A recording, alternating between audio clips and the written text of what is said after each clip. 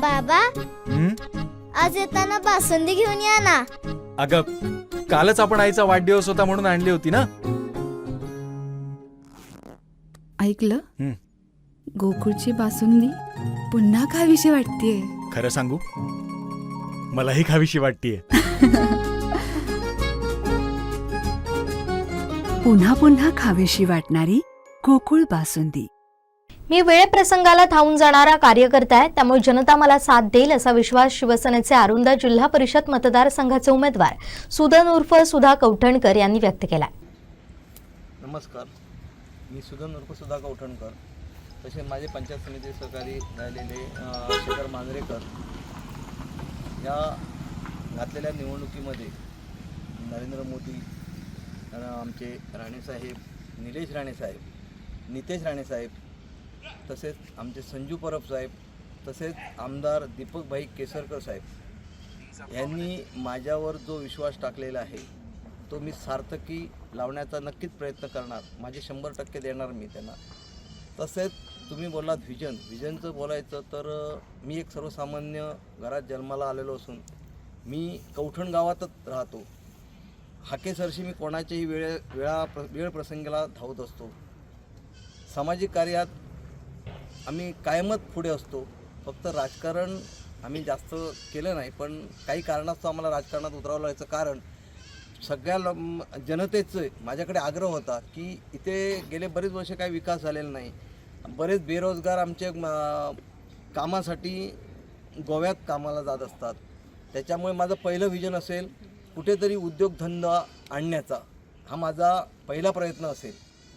आपली इथे बाजूला जे कंपनी आहे काही कारणास्तव ती बंद आहे, पण त्याचा मी नक्कीच पाठपुरावा करणार आणि तिथे चांगले उद्योग आणून इथल्या बेरोजगारांना काम मिळेल ह्याची मी सोय करेन.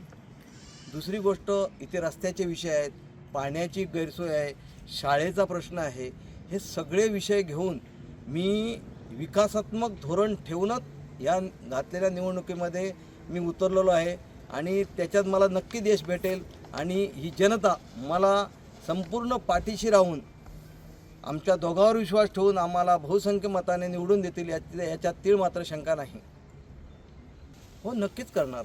मी बोलल्याप्रमाणे नक्कीच करणार. काही प्रॉब्लेम आहेत तिथे ते सोडवण्याचा प्रयत्न करणार आणि त्याच्यातनं चांगला मध्यबिंदू काढून मी वेळ प्रसंगी मुख्यमंत्र्यापर्यंत, उपमुख्यमंत्री तर आमचे एकनाथ शिंदे साहेब आहेत त्यांच्यापर्यंत जाऊन, निलेश राणे तुम्हाला माहीतच आहेत, निलेश राणे साहेब आक्रमकरित्या कुठलीही गोष्ट हाताळतात, मी त्यांच्यापर्यंत जाऊन बसेन. पण हा जो प्रोजेक्ट आहे तो उभा राहण्यासाठी मी माझे 100% देईन.